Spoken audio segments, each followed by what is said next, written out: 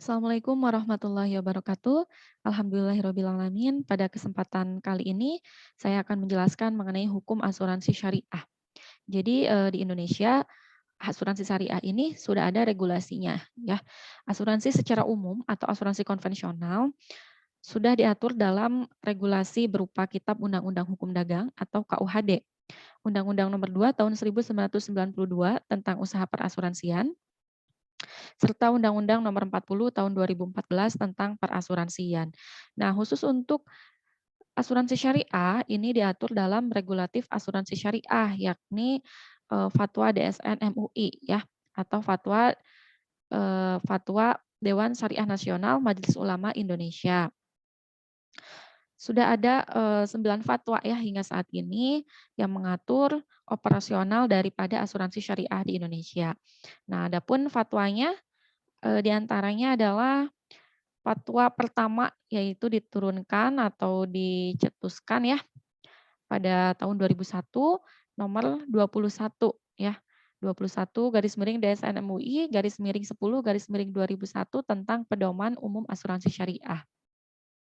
Kemudian pada tahun 2002 juga terbit peraturan dari DSN MUI mengenai asuransi haji. Kemudian pada tahun 2006 ini terbit 3 fatwa ya, yaitu tentang akad mudharabah musyarakah pada asuransi syariah, kemudian akad wakalah bil ujroh pada asuransi syariah dan reasuransi syariah, dan akad tabaru pada asuransi syariah. Nah, kemudian pada tahun 2011 terbit lagi mengenai pengembalian dana tabaru bagi peserta asuransi yang berhenti sebelum masa perjanjian berakhir. Kemudian pada tahun 2016 terbit mengenai wakaf manfaat asuransi dan manfaat investasi pada asuransi jiwa syariah. Kemudian pada tahun 2019 terbit lagi mengenai penyelenggaraan usaha pialang asuransi dan usaha pialang reasuransi berdasarkan prinsip syariah. Kemudian yang terakhir pada tahun 2021 terbit fatwa DSN MUI mengenai pemasaran produk asuransi berdasarkan prinsip syariah. Jadi perusahaan-perusahaan asuransi syariah yang ada di Indonesia saat ini dalam menjalankan operasionalnya mengacu kepada 9 ya, 9 fatwa DSN MUI yang sudah ada ini. Nah, kebetulan fatwa yang pertama yakni fatwa mengenai pedoman umum asuransi syariah sudah kita bahas pada pertemuan sebelumnya ya. Nanti pada pertemuan ini kita akan membahas ketiga fatwa lagi, yaitu yang terbit pada tahun 2006 tadi ya, mengenai akad mudharabah musyarakah, mengenai akad wakalah bil ujroh, dan mengenai akad tabaru akan kita bahas pada sesi kali ini. Baik, kita kembali lagi ke paradigma awal mengenai prinsip utama asuransi syariah ya, di mana asuransi syariah ini memiliki prinsip utama yaitu ta'awun, tolong menolong ya. Kan ada ayat ya yang bunyinya itu ta'awanu alal birri ya, tolong menolonglah dalam kebajikan gitu.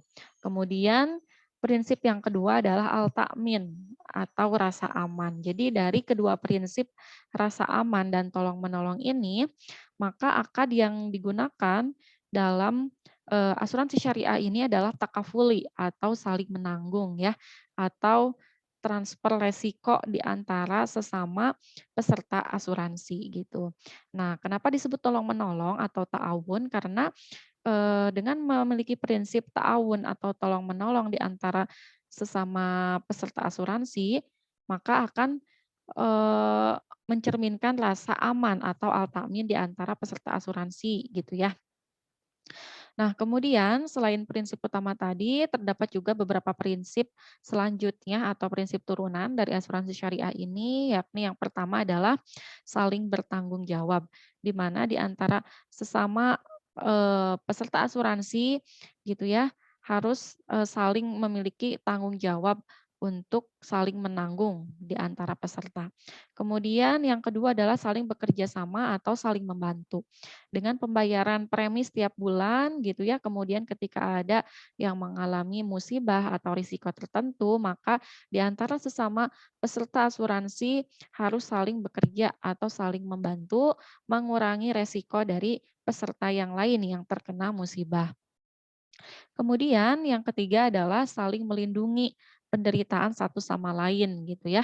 Karena prinsipnya tadi saling tolong menolong, maka ketika ada satu peserta yang mengalami musibah harus saling melindungi. Nah, kemudian yang terakhir adalah menghindari unsur goror, maisir, dan riba. Tentunya ini adalah cikal bakal dari pendirian asuransi syariah gitu ya.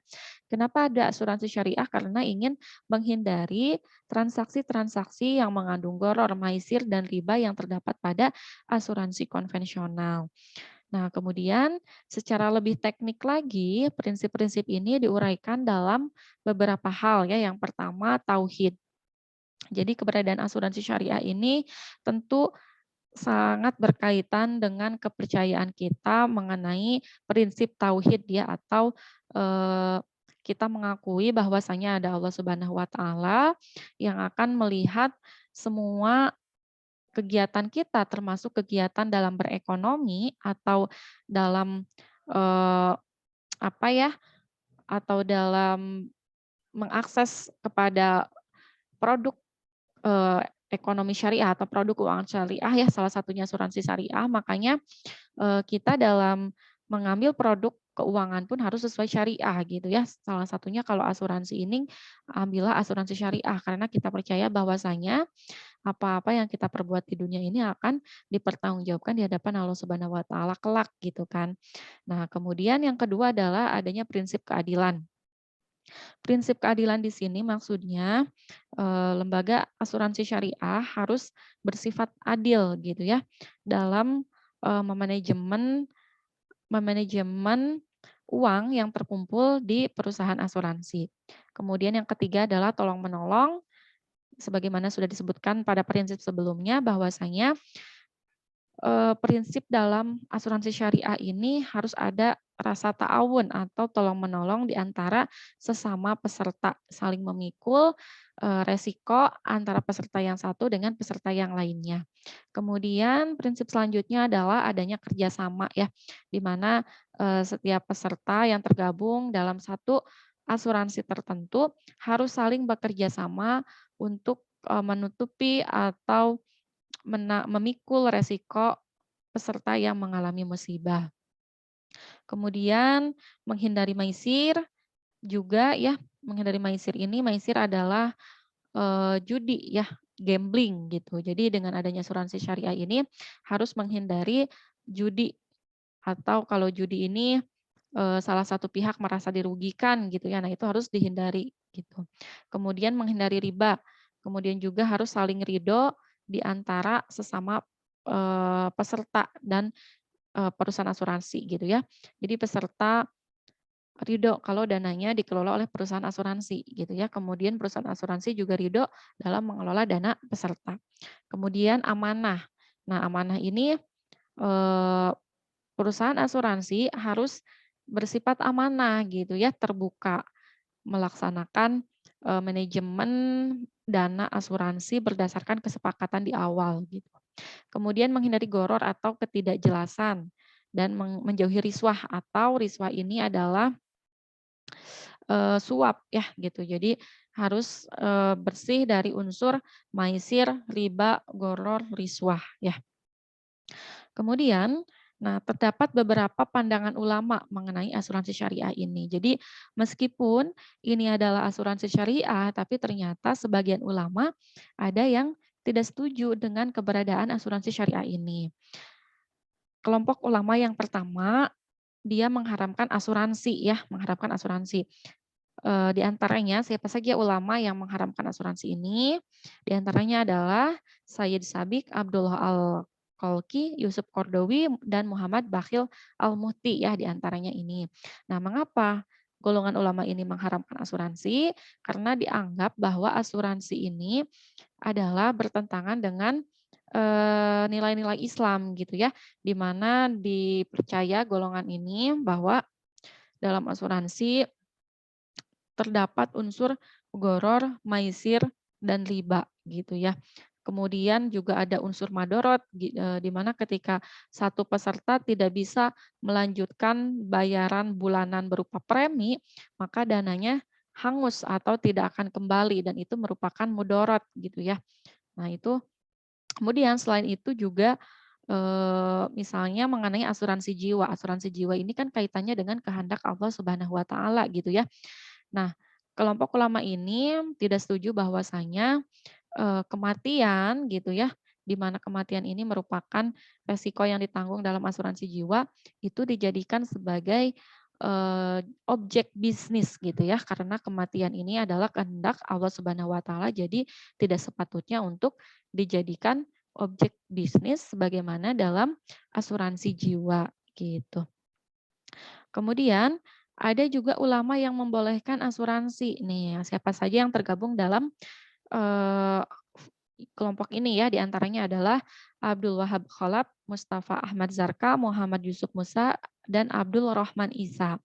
Nah, ulama yang membolehkan asuransi ini dengan mengingat bahwasanya asuransi boleh dijalankan, yang terpenting adalah harus sesuai dengan nilai-nilai syariah gitu ya, terhindar dari gharar, maisir, riba, dan riswah gitu, di mana dana yang dikumpulkan oleh para peserta itu diinvestasikannya ke dalam hal-hal yang sesuai syariah gitu, terhindar dari riba, gharar, maisir tadi gitu ya. Kemudian juga, kenapa membolehkan, karena dianggap bahwasanya ini merupakan seperti, eee, koperasi gitu ya, atau kerjasama gitu ya dari peserta, oleh peserta untuk peserta gitu, saling menanggung. Dan ini juga merupakan suatu kebaikan karena meminimalisir risiko yang akan terjadi di kemudian hari. Kemudian untuk kelompok ketiga, nah adalah ulama yang membolehkan asuransi yang bersifat sosial dan mengharamkan asuransi yang bersifat komersial. Atau jatuhnya ulama ini berpandangan bahwa asuransi adalah hukumnya subhat, yaitu, tokohnya adalah Muhammad Abdul Zahra. Nah, dari, ketiga pandangan ulama mengenai asuransi syariah ini, khusus di Indonesia, dengan memperhatikan, khususnya pandangan ulama golongan kedua dan ketiga ya, yang membolehkan dan yang menganggap syubhat, maka, di Indonesia diaturlah asuransi syariah ini dengan, eee, regulasi fatwa DSN MUI gitu ya. Jadi muncullah beberapa fatwa, MUI mengenai asuransi syariah sehingga saat ini ada 9 fatwa gitu. Jadi untuk, di Indonesia harus sesuai dengan ke-9 fatwa tersebut dalam menjalankan perusahaan asuransi. Nah, kemudian apa yang menjadi pembeda antara asuransi, syariah dan asuransi konvensional? Ya, di sini menurut konsepnya asuransi konvensional ini mengalihkan risiko dari tertanggung kepada penanggung. Jadi seperti mengalihkan resiko, dari peserta ke perusahaan gitu ya. Sedangkan dalam asuransi syariah, konsepnya adalah sharing risiko ya di antara sesama peserta satu dengan peserta yang lain. Jadi kalau ada peserta yang satu mengalami, eee, kerusakan atau resiko atau musibah, maka resikonya akan dibagi-bagi dengan peserta yang lainnya gitu ya, akan ditanggung oleh peserta yang lainnya, konsepnya seperti itu. Kemudian dari sisi akad, asuransi konvensional ini akadnya adalah jual beli atau tadabuli ya. Sedangkan dalam asuransi syariah, akad yang digunakan akad tolong menolong berupa akad tabaru dan akad tijaroh ya. Sudah kita bahas pada pertemuan sebelumnya mengenai akad tabaru dan akad tijaroh ini. Nah, di mana dalam akad tijaroh terbagi lagi ya dalam asuransi syariah ini, bisa menggunakan akad wakalah bil ujroh, bisa juga menggunakan akad mudorobah, dan bisa juga menggunakan akad mudorobah mustarokah ya. Nah, untuk akad mudorobah sudah kita bahas pada pertemuan sebelumnya. Untuk akad wakalah bil ujroh dan akad mudorobah mustarokah akan kita bahas pada pertemuan kali ini. Kemudian untuk sumber hukum, nah asuransi konvensional ini bersumber dari pikiran manusia dan kebudayaan berdasarkan hukum positif, hukum alami dan contoh lainnya. Sedangkan asuransi syariah ini berdasarkan pada Al-Quran, hadis, dan sumber hukum Islam lainnya gitu ya. Jadi kenapa bersumber dari Al-Quran dan hadis? Ya karena ini adalah asuransi yang akan digunakan oleh umat Islam gitu ya. Nah umat Islam ini dalam berperilakunya tentu acuannya kepada Al-Quran dan hadis. Sehingga dalam asuransi syariah ini kita terhindar dari nilai-nilai yang bertentangan dengan Al-Quran dan hadis ya. Contohnya seperti yang tadi itu, goror, maisir, riba gitu ya. Kemudian dari sisi kepemilikan dana, dana premi seluruhnya menjadi milik penanggung kalau asuransi konvensional ini. Sehingga penanggung bebas menggunakan dan menginvestasikannya. Jadi penanggung di sini adalah maksudnya perusahaan gitu ya. Jadi setelah eh, peserta membayar premi setiap bulan, maka dananya menjadi milik penanggung gitu, milik perusahaan. Bebas perusahaan menggunakannya untuk apa saja gitu ya, peserta tidak tahu menahu.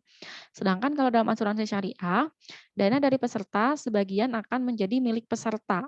Sebagian lagi untuk penanggung sebagai pemegang amanah dalam mengelola dana. Nah, jadi kalau dalam asuransi syariah ini, dana yang dibayarkan oleh peserta atau premi setiap bulan itu dibagi ke dalam 2 rekening gitu ya, ke dalam 2 bagian. Yang pertama untuk sebagai milik peserta gitu ya dalam rekening Tabaru, kemudian sebagian lagi untuk pemegang amanah, dalam hal ini adalah perusahaan sebagai manajer investasi sebagai pengelola dananya gitu ya. Nah, nanti kita akan bahas lebih detailnya di akad-akad. Kemudian dari sisi investasi, untuk asuransi konvensional ini untuk asuransi konvensional ini bebas melakukan investasi dengan batas-batas ketentuan perundang-undangan dan tidak terbatasi pada halal dan haramnya objek atau sistem investasi yang digunakan. Jadi kalau dana yang terkumpul itu dari peserta kan diinvestasikan oleh perusahaan asuransi. Nah, kalau perusahaan asuransi konvensional ini boleh diinvestasikan ke perusahaan apa saja gitu ya, yang terpenting sesuai dengan undang-undang, tidak memperhatikan hal haram, misal diinvestasikan untuk membiayai perusahaan miras gitu ya. Sedangkan kalau miras kan haram gitu ya hukumnya. Nah, ini di konvensional ini tidak memperhatikan halal haramnya. Berbeda dengan di asuransi syariah di mana investasinya ini dilakukan sesuai ketentuan perundang-undangan sepanjang tidak bertentangan dengan prinsip syariah. Jadi tentunya harus diinvestasikan ke dalam hal-hal yang sesuai syariah gitu ya, yang tidak mengandung unsur riba, goror, maisir. Kemudian dari sisi sumber pembayaran klaim, asuransi konvensional ini dari rekening perusahaan sebagai konsekuensi penanggung terhadap tertanggung. Jadi pembayaran klaim ya atau, ketika peserta mengalami kerusakan atau musibah, nah maka ini, peserta mendapatkan dananya itu dari rekening perusahaan gitu. Berbeda dengan pada asuransi syariah, kalau misal ada peserta yang, eee terkena musibah, maka klaimnya akan dibayarkan dari rekening Tabaru, di mana rekening Tabaru ini adalah kumpulan dana-dana asuransi dari peserta yang lainnya, gitu ya. Kemudian dari sisi keuntungan, keuntungan dari hasil investasi kalau dari yang perusahaan asuransi konvensional ini menjadi milik perusahaan sepenuhnya. Nah, berbeda dengan dalam asuransi syariah, di mana keuntungannya dibagi antara perusahaan dan peserta dalam bentuk bonus ya, atau sesuai prinsip wadiah. Kemudian ada pembatalan asuransi. Nah, ketika peserta membatalkan asuransi, maka dalam asuransi konvensional ini tertanggung akan dikenakan denda atau pengembalian premi secara jangka pendek. Nah, jadi kalau misalkan gimana kalau misalnya ada peserta yang tiba-tiba mengundurkan diri gitu ya, ketika atau melakukan pembatalan ketika belum sampai kepada jangka waktu yang disepakati. Nah, maka akan dikenakan denda kalau dalam asuransi konvensional ini atau preminya akan dikembalikan namun tidak utuh gitu ya. Kemudian kalau dalam asuransi syariah, peserta memperoleh pengembalian uang secara proporsional. Kemudian dari sisi dewan pengawas, kalau dalam asuransi konvensional hanya diawasi oleh komisaris saja, sedangkan kalau dalam asuransi syariah selain diawasi oleh komisaris juga diawasi oleh DPS atau Dewan Pengawas Syariah ya. Di mana DPS ini untuk mengawasi manajemen produk dan investasi dana agar dikelola sesuai dengan prinsip syariah gitu. Jadi pada setiap lembaga asuransi syariah pasti selain dia memiliki komisaris juga memiliki DPS. DPS itu yang mengawasi apakah, operasional atau teknik dari manajemen asuransi syariah ini sudah sesuai syariah atau belum, sudah sesuai fatwa DSN MUI atau belum. Nah itu diawasi oleh DPS. Oke, kemudian kita, bahas lebih spesifik lagi ya. Sudah saya sebutkan tadi bahwasanya dalam, menginvestasikan dananya perusahaan asuransi syariah ini menerapkan 2 akad ya. Yang pertama 3 akad maksudnya. Yang pertama akad mudharabah, sudah saya jelaskan pada pertemuan sebelumnya.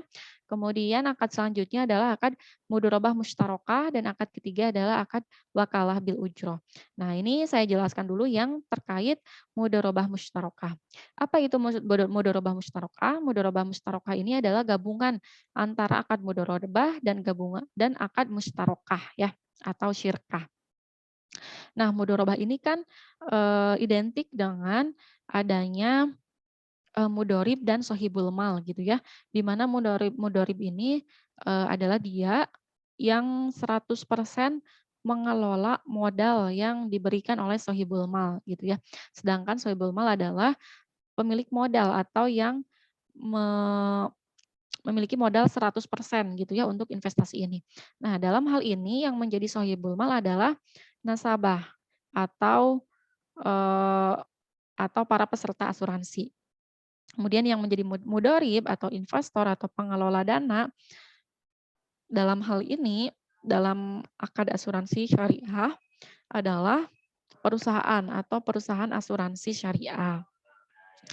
Nah, kemudian kenapa digabungkan dengan musyarakah? Nah, musyarakah ini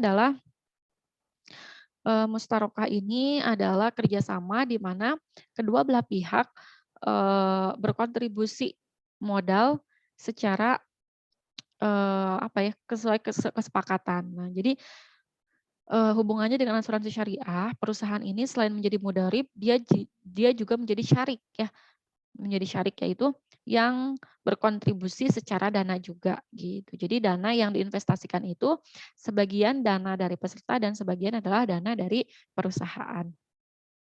Nah, dalam hal ini nasabah atau peserta asuransi membayar premi setiap bulan kepada perusahaan asuransi ya, melalui produk asuransi syariah. Baik asuransinya yang mengandung unsur tabungan maupun yang, tidak mengandung unsur tabungan atau non unsur tabungan. Kemudian premi tersebut disetorkan kepada perusahaan asuransi dan nanti perusahaan asuransi itu akan menginvestasikan premi atau dana yang dibayarkan oleh peserta kepada aset keuangan atau efek syariah. Nah, karena investasinya harus sesuai syariah, maka diinvestasikannya kepada aset keuangan atau efek syariah. Contohnya ada apa aja efek syariah ini? Ada deposito, saham, tentunya deposito yang ada di bank syariah ya. Ada saham syariah, ada sukuk atau obligasi syariah, surat berharga syariah negara, surat berharga syariah BI gitu ya, surat berharga syariah multinasional, reksadana syariah, efek aset syariah, emas murni, kerjasama refinancing, dan lain sebagainya. Intinya yang sesuai dengan syariah. Kemudian dari investasi tadi tentunya akan menghasilkan return atau keuntungan. Nah, returnnya ini akan dibagikan oleh perusahaan kepada nasabah gitu ya, berupa returnnya ini berupa klaim ya, klaim atau bagi hasil. Klaim ini adalah dana yang akan digunakan ketika peserta mengalami suatu musibah gitu. Kemudian, selain akan mudharabah musyarakah juga bisa perusahaan ini menggunakan akad wakalah bil ujroh ya. Jadi nanti teman-teman saat observasi di lapangan, silahkan tanyakan kepada perusahaan asuransinya gitu ya, menggunakan akad apa? Apakah menggunakan akad wakalah bil ujroh atau menggunakan akad mudorobah ya. Nah, jadi kalau akad wakalah bil ujroh ini, wakalah itu kan mewakilkan gitu ya. Jadi para peserta asuransi ini mewakilkan atau memberikan kuasa kepada perusahaan untuk mengelola dana yang terkumpul gitu ya. Sehingga karena perusahaan sudah berkontribusi dalam mengelola dana, eee, atau mengelola operasional usaha asuransi, baik itu dari sisi kegiatan administrasi, pengelolaan dana, pembayaran klaim, underwriting, pengelolaan portofolio risiko, dan pemasaran, gitu ya, karena sudah ada jasa gitu ya dalam mengelolanya, maka si perusahaan asuransi ini berhak menerima ujroh gitu. Makanya akad yang digunakan adalah akad wakalah bil ujroh. Nah, kemudian yang terakhir, sebagaimana sudah saya sebutkan sebelumnya ya pada pertemuan sebelumnya bahwa asuransi syariah ini secara garis besar menggunakan 2 akad ya, akad tabaru dan akad tijari. Nah, akad tijarinya ini terbagi lagi menjadi 3, ada yang menggunakan akad mudharabah saja, ada yang menggunakan akad mudharabah musyarakah, dan ada yang menggunakan akad wakalah bil ujroh. Nah, sekarang kita bahas yang akad tabarunya gitu ya. Kenapa disebut dengan akad tabaru? Karena tabaru ini adalah akad sosial gitu ya, yang dilakukan antara sesama peserta asuransi. Gitu, untuk saling menanggung atau takaful, dan sharing resiko gitu ya. Nah, kontribusi dari para peserta berupa premi ini akan terkumpul menjadi dana kebajikan atau tabarufan ya. Jadi peserta 1, peserta 2, peserta 3, peserta 4, peserta yang lainnya, semua peserta gitu ya, membayar setiap bulan berupa premi, kemudian dikumpulkan dalam satu rekening, dalam satu, dana yang dinamakan dengan tabarufan atau kumpulan dana kebajikan. Nah, di mana dana kebajikan ini fungsinya adalah ketika ada satu peserta yang mengalami, musibah atau mendapatkan resiko, maka akan digunakanlah dana, tabarufan ini untuk menanggung peserta yang tadi gitu ya, karena konsepnya asuransi syariah ini adalah sharing resiko atau saling menanggung. Kemudian, karena perusahaan asuransi syariah ini adalah sebagai pengelola dana kebajikan gitu ya, jadi kan dana kebajikan ini dikelola oleh perusahaan asuransi gitu.